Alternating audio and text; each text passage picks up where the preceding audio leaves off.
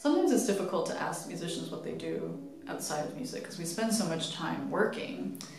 But over the past few years, I've done my best to try to expand my horizons and kind of expand the dimensions of myself.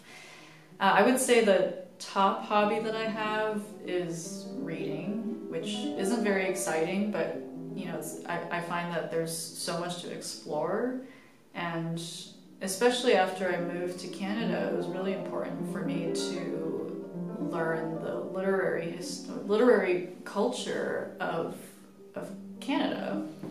So that's been kind of a project, and I especially like writers who have a very kind of poetic way of writing. So, you know, if you have any recommendations, do comment below.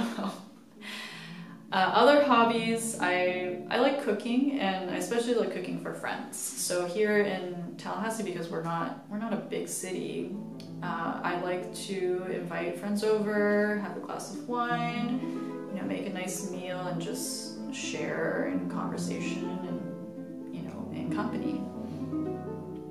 The other things that I do outside of work is because I bought a house last year, I'm now tasked with all this home maintenance. So that actually takes up quite a bit of time.